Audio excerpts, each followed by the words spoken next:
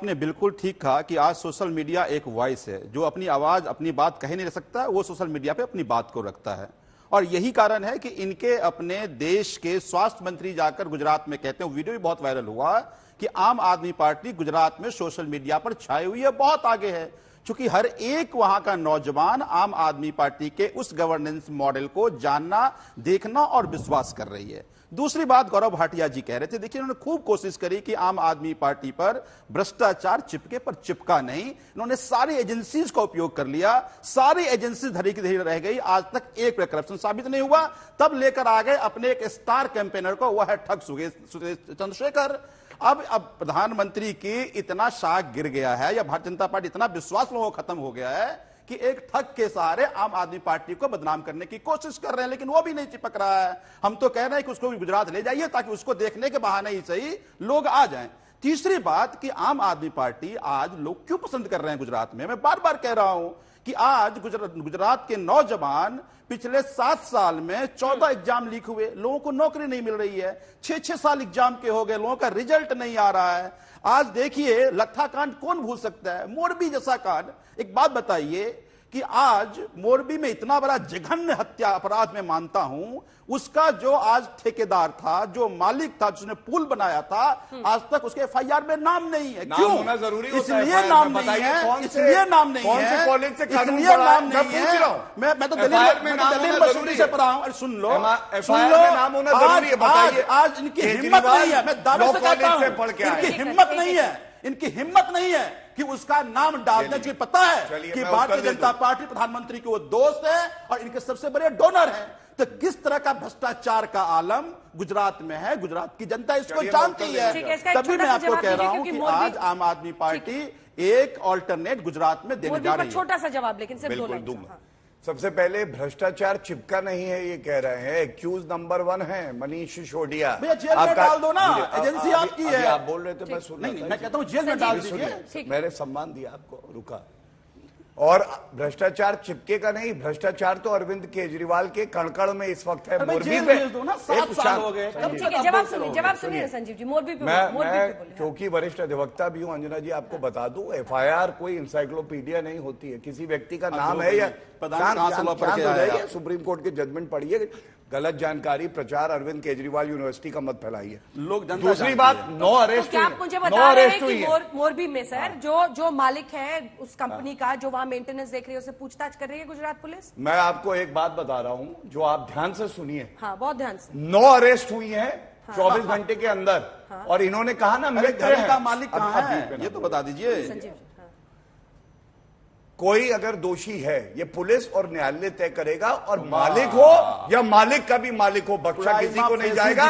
Jail की सलाखों में होंगे बस, और इंसाफ मिलेगा परिवारों को। नरेंद्र मोदी जी खुद एक पक्षात हो जाएगा। नरेंद्र मोदी जी पीड़ित परिवारों से मिले। राहुल गांधी खड़गे जी गए थे क्या?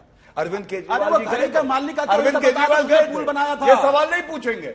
आप 1 करोड़ रुपया चुनाव आते हैं तो उत्तर प्रदेश में किसान जो है अगर कुचला जाता है उसके परिवार को देते हैं। क्या ये सवाल नहीं पूछा जाना चाहिए?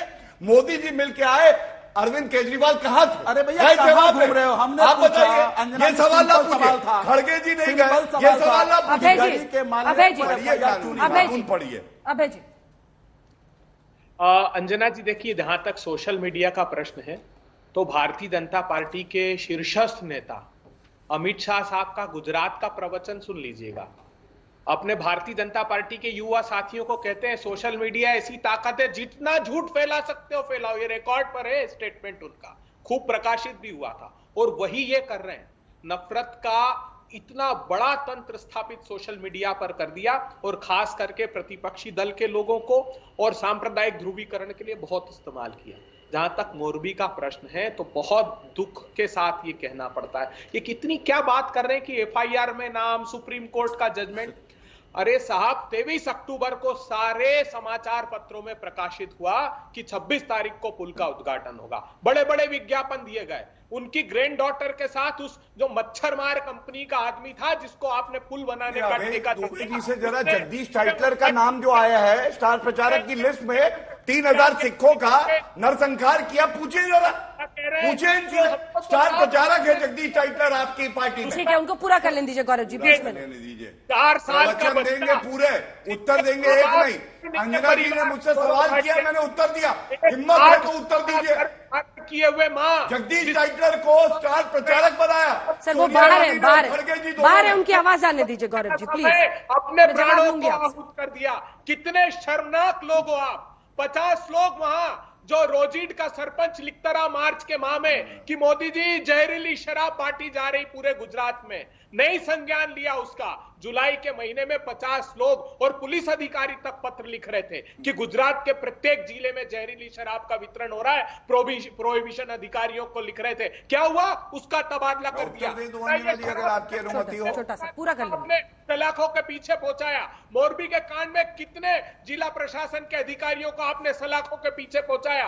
अरे वो मालिक जो चंदा देकर आपका राजनीतिक दल को जिताने की कोशिश करता है, उससे आपकी सत्ता नहीं बनती। ठीक है, आप जवाब दीजिएगा। क्या मोरबी जैसी जो घटनाएं हैं सर, वो चुनाव डिसाइड करती हैं? इस पर पहले भी बात की थी मैंने आपसे कि लखीमपुर खीरी हो, हाथरस हो, उन्नाव हो, बहुत सारी ऐसी घटनाएं थी यूपी की, लेकिन वहां पर बीजेपी स्वीप कर ले गई। आपने सवाल भी पूछा और जवाब भी दे दिया। आपने लखीमपुर, हाथरस ऐसी घटनाओं का जिक्र किया और हमने देखा कि इन जगहों पर चुनावी नतीजे कैसे हुए। तो मुझे लगता है मोरबी की घटना एक दुखद घटना है, लोग उस पर शोक व्यक्त कर रहे हैं, लेकिन जब चुनाव के वक्त वोट डालने जाएंगे, इन घटनाओं का उनके वोट डालने के निर्णय पर बहुत असर होता हुआ मुझे दिखाई नहीं पड़ता। लेकिन फिर नैतिकता तो तय होगी ना गौरव जी ऐसे घटनाओं से कि आपने क्या किया। आप सरकार थे, 2.5 दशक से ज्यादा से थे, आपने क्या किया? अंजना जी, विधायक बदल दिया बस। आपने बहुत अच्छी बात करी। हाँ, आपने कहा वोट तय हो या ना हो, सीट बढ़े या ना बढ़े, एक विधायक ऐसा भी है जिसे टिकट मिला है भाजपा से, जो नदी में कूद गया जान बचाने के लिए। 185 हमारे नागरिकों की जान बचाई भी है, लेकिन नैतिकता के तौर पे जो गुनहगार है उसको जेल की सलाखों के पीछे डाला जाए। और कांग्रेस पार्टी से मैं 2 बातों पे एक बात कहूंगा। पहला, झूठा। राहुल गांधी इकलौता ऐसा नेता है जिसने सर्वोच्च न्यायालय में झूठ बोलकर हलफनामे पे माफी मांगी। और दूसरा, जगदीश टाइटलर, जान तो जान है ना, जान की कीमत बराबर है। 3000 सिख भाई बहन मार दिए गए 84 के दंगों में, और आपने उसी जगदीश टाइटलर को राजनीतिक संरक्षण दिया।